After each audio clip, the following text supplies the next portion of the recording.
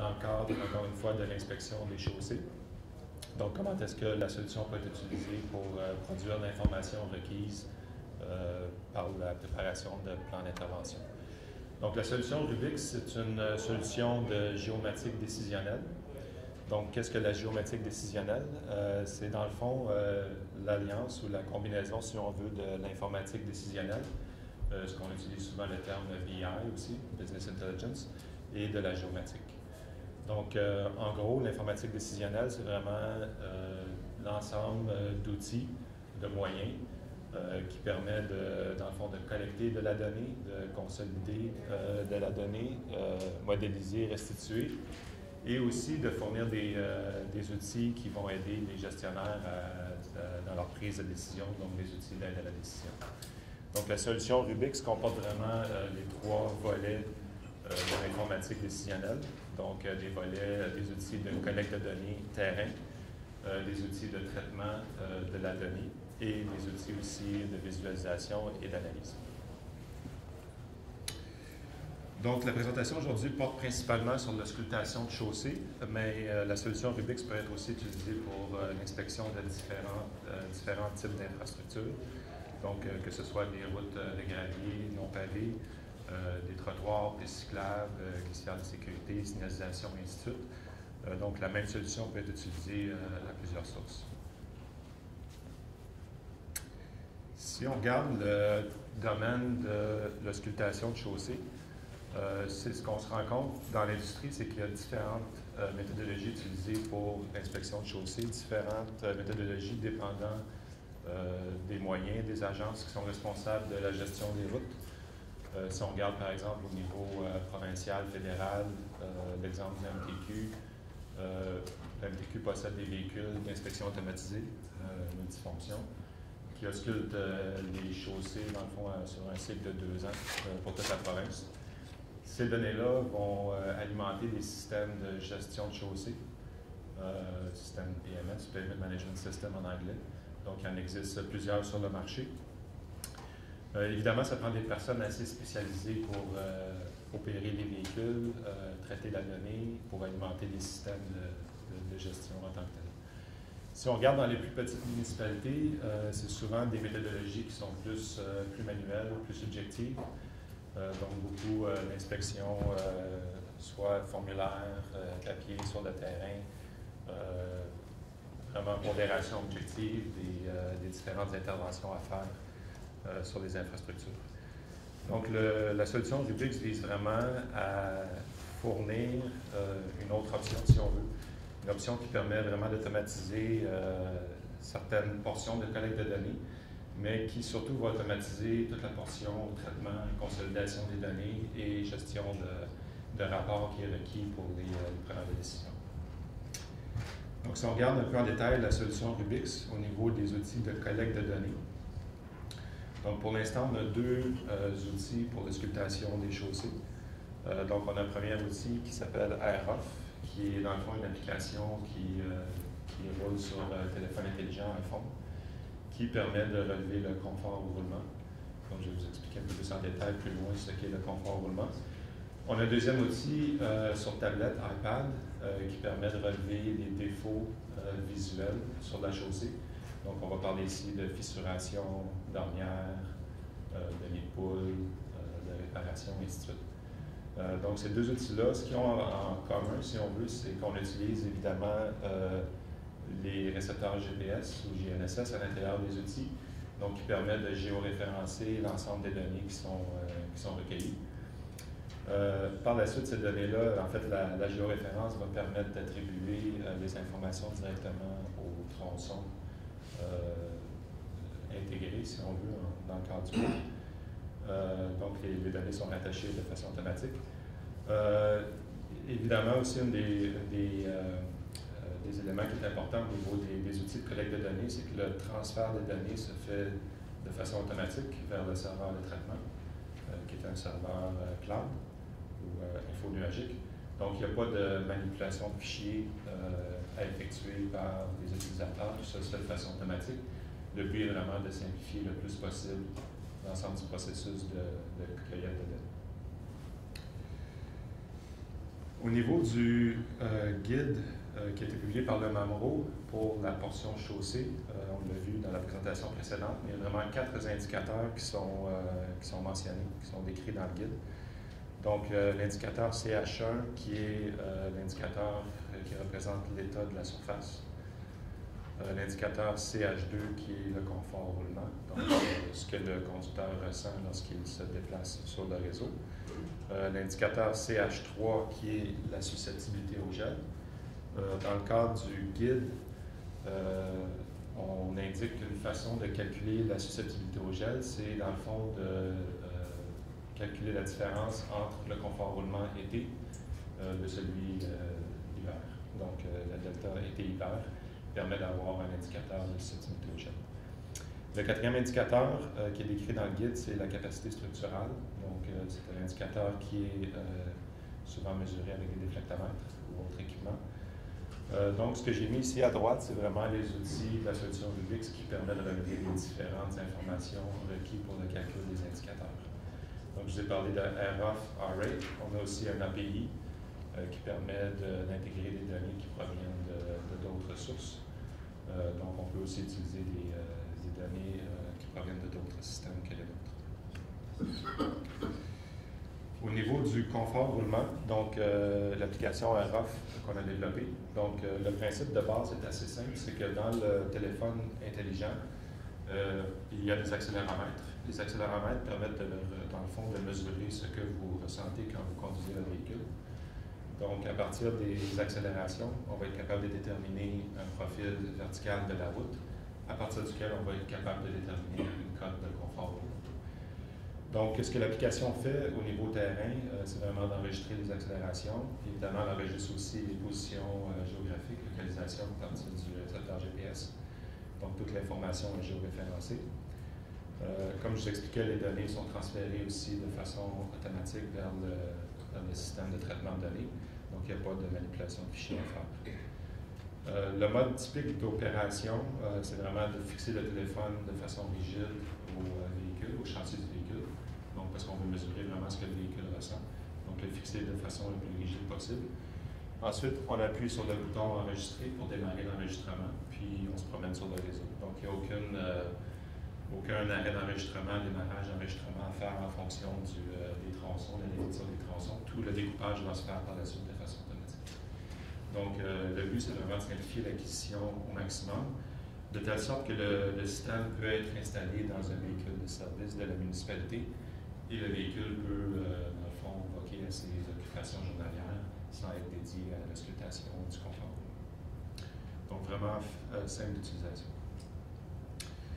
La deuxième application, qui est l'application pour relever les défauts, défauts visuels, les défauts de surface. Donc, c'est une application qui fonctionne sur tablette intelligente, un peu le même principe. On utilise aussi le récepteur GPS à l'intérieur de la tablette pour géolocaliser l'ensemble des informations qui sont recueillies. Au niveau de l'outil R-Rate, on a différents formulaires qui sont prédéfinis, mais vous pouvez aussi soit modifier les formulaires existants ou ajouter des nouveaux formulaires pour faire l'inspection spécifique de certaines infrastructures. Au niveau du guide du MAMRO pour la préparation de plan d'intervention pour le volet chaussée, la norme qui a été sélectionnée, c'est la norme ASTM 6433, D6433. Donc, on va parler d'indice PCI, Pavement Condition Index, qui est un indice, un indicateur sur une échelle de 0 à 100. Donc, je vais vous en parler un petit peu plus loin aussi. Donc, au niveau de l'outil R-Rate, comme je vous expliquais, premier élément ou première action à faire sur le terrain, c'est vraiment de configurer son projet. Donc, dans l'exemple ici, ce qu'on fait, c'est qu'on entre un nom de projet et on choisit le formulaire à utiliser pour la saisie de l'information. Donc, dans ce cas-ci, c'est un formulaire qui a été spécifiquement créé pour la préparation de l'intervention dans le cadre du guide du MAMRO. Au niveau des outils qui sont disponibles dans l'application, on a des outils en fond, c'est des descriptions pour les différents types de défauts, donc pour aider les inspecteurs sur le terrain. Évidemment, l'inspecteur qui fait ça à longueur de journée va connaître les descriptions par cœur, mais lorsqu'on commence, c'est quand même intéressant d'avoir certaines voit ici, par exemple, c'est les informations au niveau de la sévérité.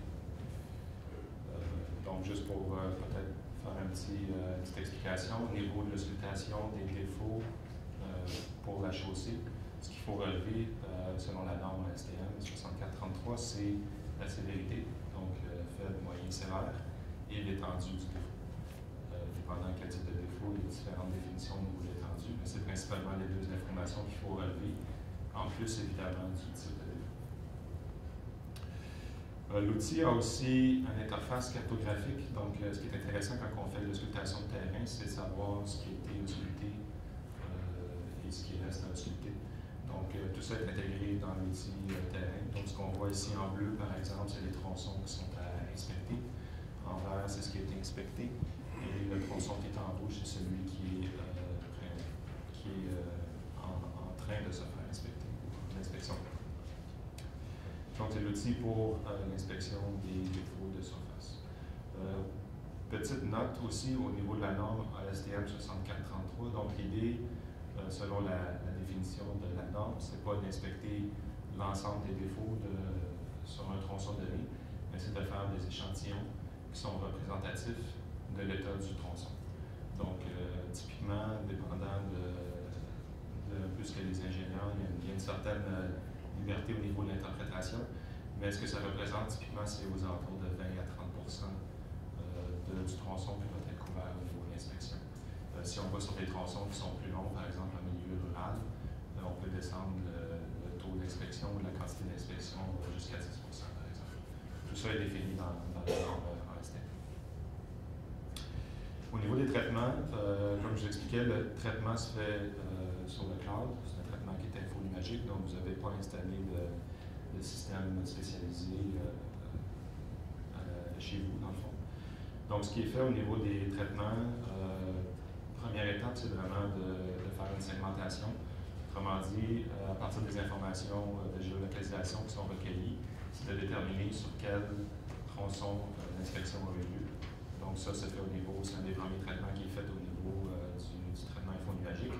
Par la suite, ce qu'on fait, c'est qu'on va calculer les indicateurs de performance. Donc, ici, dépendant de quelle méthodologie vous utilisez, il va y avoir un indicateur spécifique qui va être calculé. Si vous faites sur un tronçon donné plusieurs inspections, ces inspections-là vont pouvoir être consolidées. Donc, par exemple, confort roulement, vous passez plusieurs fois sur un même tronçon, il va y avoir une moyenne qui va calculer un écart type. Donc, ça amène l'information qui est intéressante pour vraiment avoir une bonne caractérisation du tronçon de train. L'étape suivante, c'est vraiment de calculer l'indicateur ou la classification. Donc, dans le cadre, encore une fois, du guide du MABRO, c'est une classification de 1 à 5. Donc, pour chacun des indicateurs, CH1, CH2, CH3 et CH4. Au niveau de l'indicateur confort roulement, à partir des données brutes qui sont enregistrées, comme je vous expliquais, le premier calcul qui est fait, c'est le calcul d'un profil longitudinal. Donc, ce qui va permettre de déterminer, dans le fond, d'établir le mouvement du véhicule en mètres sur une distance donnée. Donc, c'est vraiment un indicateur en mètres par kilomètre. À partir duquel on va être capable de déterminer la classe CH2, encore une fois, qui est définie dans le guide. La classe CH2 va aussi dépendre à la fois de l'indicateur qui est mesuré et aussi de la classe du tronçon. Donc, il y a des classes hiérarchiques qui doivent être spécifiées au niveau de la définition des tronçons. Le tableau qu'on vous montre au bas ici, c'est vraiment pour vous montrer les comparatifs qu'on a fait avec des véhicules automatisés. Donc, ce qu'on voit, la ligne qui est un petit peu plus haute que les autres, en mauve, c'est les données qui ont été mesurées par un véhicule automatisé. Les lignes qui sont les autres passages qu'on voit, c'est vraiment les données qui ont été mesurées par le système iPhone. Donc, on voulait montrer deux choses, la corrélation et la répétabilité au niveau des mesures. Donc, ça, c'est un test qu'on a fait au début du développement du système. Par la suite, on a fait aussi un test qui est un petit peu plus de grande envergure. Donc, on a installé, encore une fois, le téléphone intelligent dans un véhicule automatisé.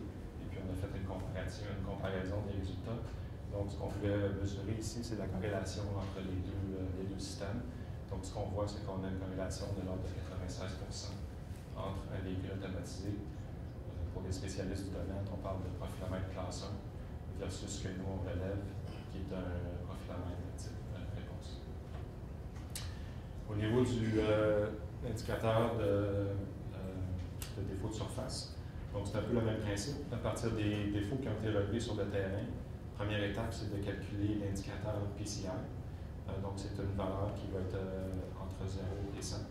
Une cote 0 et 100. Donc, une chaussée qui est parfaite va être à 100. Une chaussée qui est complètement endommagée va tomber plus basse. À partir de l'indicateur PCI, on va déterminer la classe CH1 dans ce cas-ci. Encore une fois, en fonction de la classification que vous avez faite de vos tronçons de route également.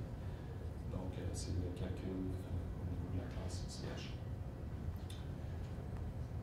Au niveau de la visualisation des données, l'outil qui permet vraiment de voir les résultats. Donc, c'est une application web. Encore une fois, pas besoin d'installer d'application spécialisée sur vos postes de travail. Donc, ce qu'on voit ici, c'est la couche pour l'indicateur CH1. Donc, on voit les tronçons qui ont une classe 5, autrement dit endommagés, sont en rouge, et les tronçons qui sont en bonne condition en vert. Donc, c'est encore une fois la classification qui est déterminée par le guide pour l'indicateur CH1. On a aussi la possibilité de faire un contrôle de qualité, donc à même le tableau de bord de l'application web. Donc, pour chacun des points qu'on voit ici, c'est vraiment chacun des défauts qui a été relevé sur le terrain.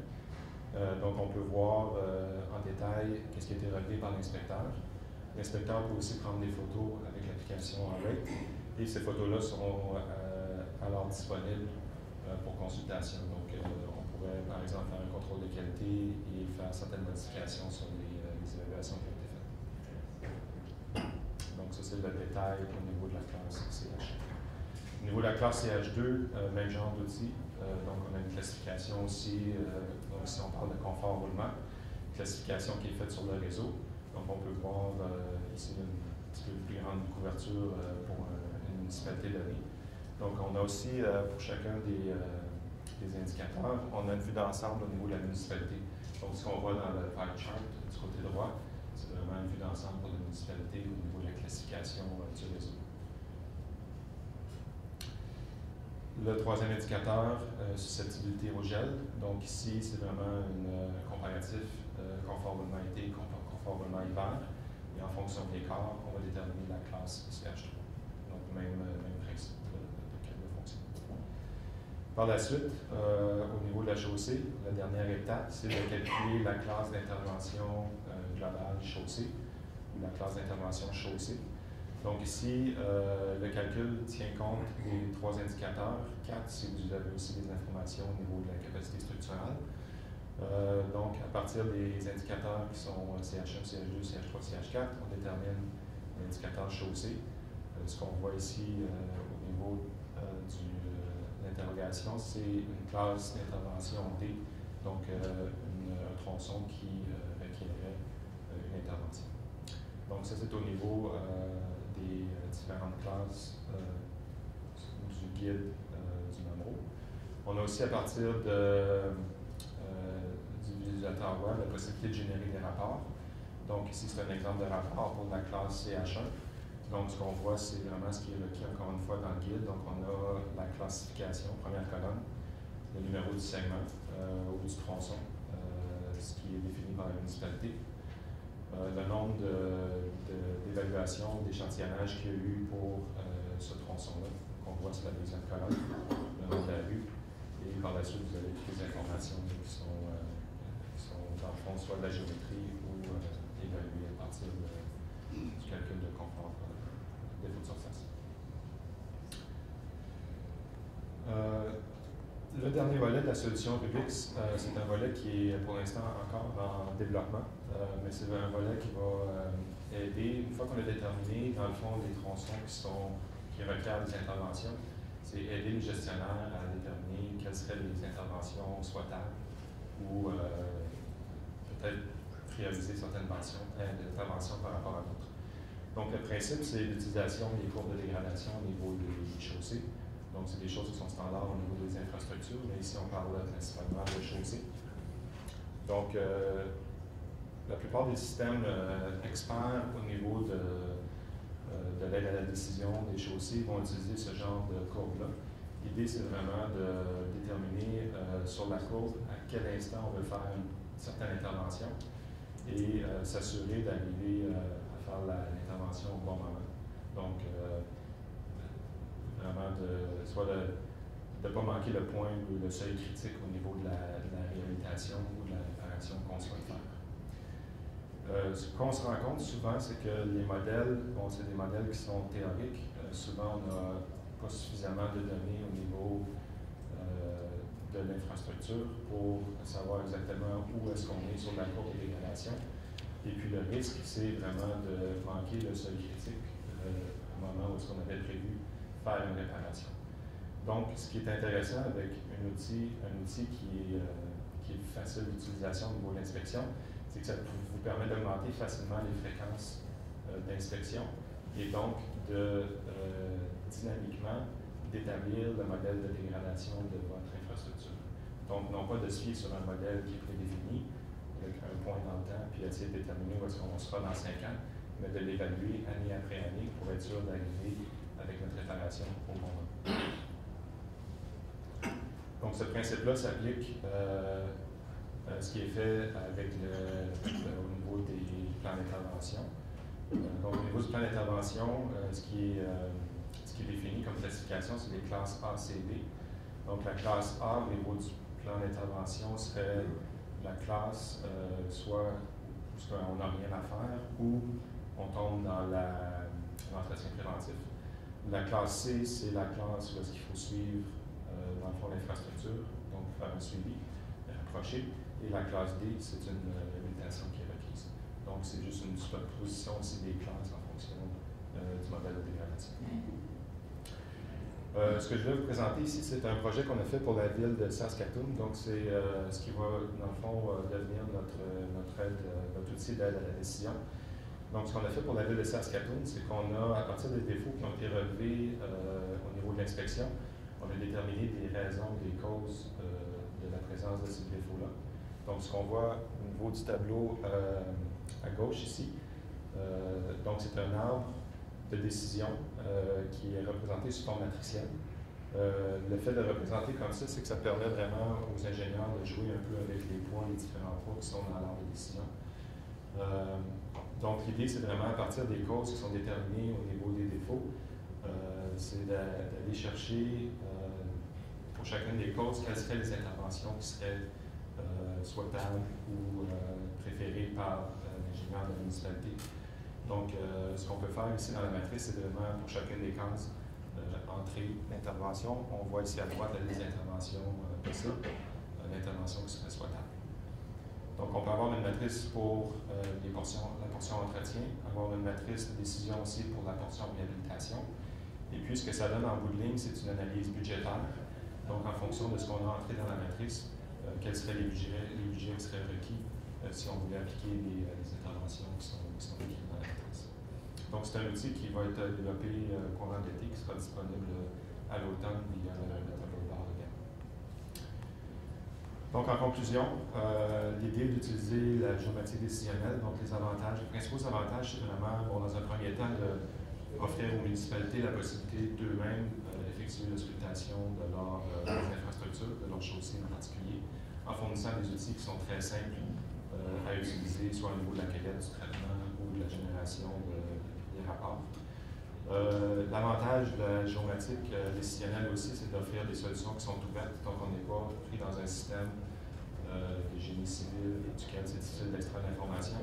Donc, on est vraiment dans un système d'environnement SIG, à partir duquel c'est très facile de soit d'interagir avec d'autres systèmes ou d'aller chercher l'information directement qui a été recueillie. Et finalement, c'est une solution qui est versatile aussi. Donc, comme j'expliquais, ce n'est pas une solution qui peut être utilisée que seulement pour les chaussées, mais qui peut être utilisée pour inspecter d'autres infrastructures.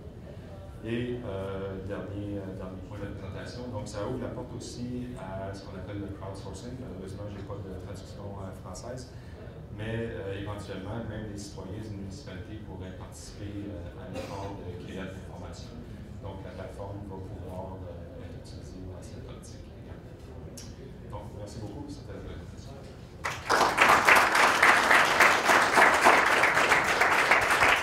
Est-ce qu'il y aurait une question? C'est pour uniformiser l'information véhicule qui est utilisé, ça devient pertinent de soit utiliser une Yaris plutôt qu'une Cadillac. J'imagine qu'une fois à l'autre, est-ce que c'est considéré ça?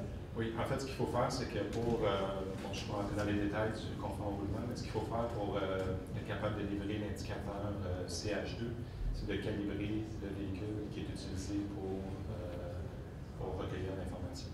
Donc, le calibrage va se faire soit avec des pistes de référence, à partir duquel on va être capable de déterminer un indicateur qui est une estimation de l'IRI, qui est un indicateur standardisé.